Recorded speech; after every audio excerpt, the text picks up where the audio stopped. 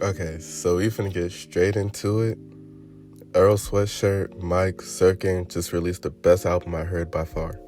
And I was wondering how it was gonna work because Earl Sweatshirt and Mike, they have a certain style that they use with their beats, and then you got Surf Gang who is just produces differently, and then you got Xavier So Bass, so I was expecting more like a jerk type of beat to go with it. I was trying to hear how Earl Sweatshirt was gonna sound on it or how Mike was gonna use it and produce a sound on it. So I was still excited to hear the album when it released. I stayed up till like 12 o'clock as soon as it released to listen to it. So starting off with Mike, he pretty much went flawless from start to end for me. The songs I play the most is The Fall, My Words, The Bid, and Fear.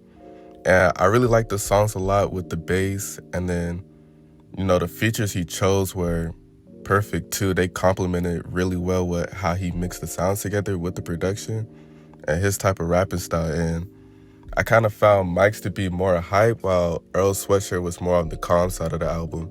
With that being said, Earl Sweatshirt went flawless too, start to finish. I played Earth, AOK, Chicago, and Sisyphus the most.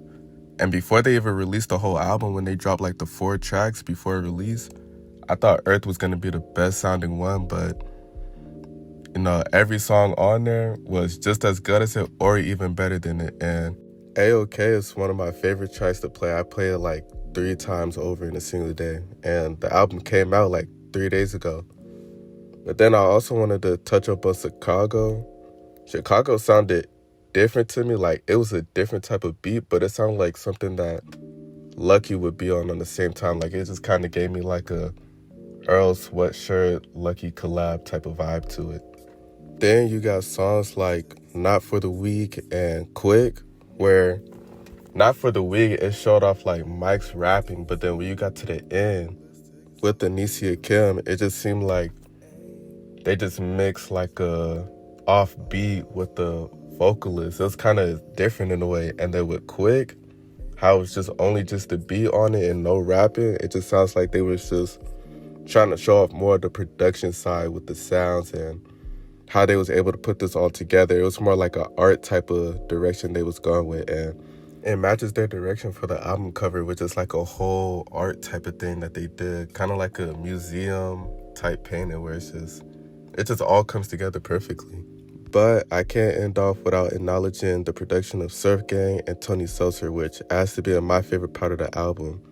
How they was able to fit in with the Earl Sweatshirt and Mike type of style of rapping while also having them try something different and adding a new sound to the album where it just kind of comes together and fits them. And the album in general feels like something new that I was excited for, and I'm really glad that I was just able to experiment their new direction of style like right on release when I stayed up for it, because when I heard it, the best thing I heard when it released, and then I had to listen to it again when I woke up.